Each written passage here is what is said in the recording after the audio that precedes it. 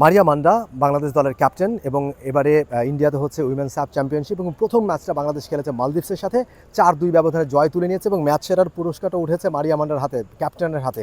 কথা বলবো সেগুলো নিয়ে। First of all Eid Mubarak and congratulations. Thank you, Eid মুবারক।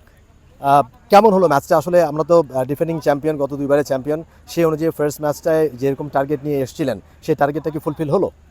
হ্যাঁ, অবশ্যই আমাদের টার্গেট ছিল প্রথম ম্যাচ যেহেতু, তো আমাদের পয়েন্ট প্রয়োজন। তো আসলে আমাদের সর্বোচ্চ দিয়ে খেলার চেষ্টা করেছি এবং সুন্দরভাবে আসলে শেষ করতে পেরেছি। আরও কিছু গোলের চান্স ক্রিয়েট হয়েছিল, সেগুলো খুব ভালো ফিনিশ হয়নি, এরকম কি মনে হয়েছে যে গোলের সংখ্যাটা আরও বেশি বাড়তে পারতো?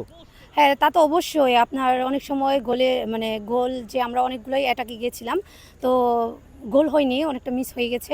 তো আসলে খেলার উপর ডিপেন্ড করে, অনেক সময় খুব ইজি বলগুলো গোল হয়, আবার অনেক সময় হয় না, এরকম তো হবে। প্রথম ম্যাচ যেহেতু তা কিছু আমরা কিছু মনে করছি না, তো সেটা আসলে নেক্সট টাইমে আমরা আর ভালো কিছু করবো। লাইভ বয় কিনে কল দাও টোল ফ্রি নম্বরে আর এক নিঃশ্বাসে গোল বলে জিতে নাও ফিফা বিশ্বকাপ 2026 এর এক্সক্লুসিভ পুরস্কার। প্রথম গোলটা করে বাংলাদেশ চমকে দিয়েছে সবাইকে।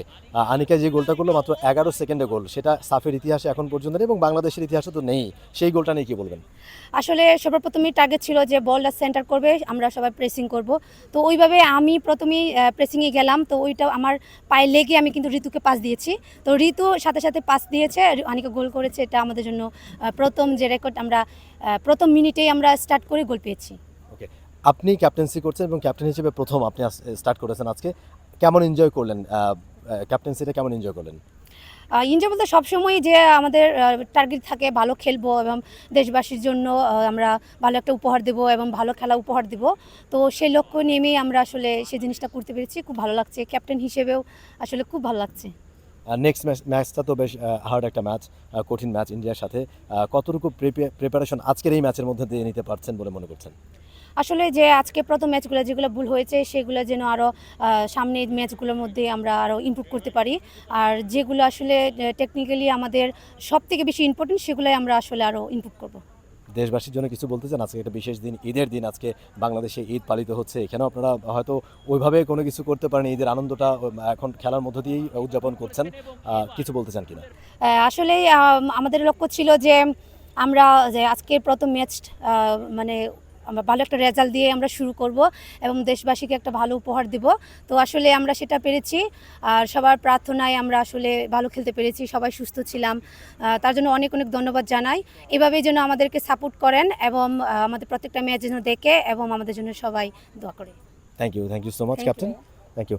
কথা বলছিলেন মারিয়া মান্ডা, বাংলাদেশ দলের ক্যাপ্টেন, এবং তিনি আসলে এই ম্যাচটা নিয়ে, এই জয়টা নিয়ে হ্যাপি। তার টার্গেটটা ছিল আসলে খুব বড় ব্যবধানে জিতি বা না জিতি, যেটা কথা বলে যেটা আমরা বুঝলাম যে তার টার্গেটটাই ছিল, ইনিশিয়াল টার্গেট ছিল যে পয়েন্ট অর্জন করা, অর্থাৎ প্রথম ম্যাচে পয়েন্ট অর্জন করা, একটা ভালো স্টার্ট করা, এবং সেটা তারা করতে পেরেছে। 4-2 গোলে ম্যাচটা তারা জিতেছে মালদ্বীপসের সাথে। যদিও বা মালদ্বীপসকে ভারত হারিয়েছে 11-0 গোলে, অর্থাৎ ভারতকে কোনো গোলই দিতে পারেনি মালদ্বীপস। সেই জায়গায় বাংলাদেশ 2টা গোল কনসিড করেছে এবং একটা সময় কিন্তু বেশ টাফ টাইম মনে হচ্ছিল, তারা কিন্তু সমতায় ফিরেছিল। সেই জায়গা থেকে বাংলাদেশ পরবর্তীতে আরও 2টা গোল করে 4-2 গোলে ম্যাচটা জিতে নিয়েছে। আপাতত এই জয় নিয়ে বাংলাদেশ পরের ম্যাচে চোখ রাখতে চায়। মমিন রোহন, টে sports, Goa, India. For more updates, subscribe to our YouTube channel and click on the bell icon. Follow us on Facebook and Instagram. Download T-Sports app to enjoy exciting games and highlights.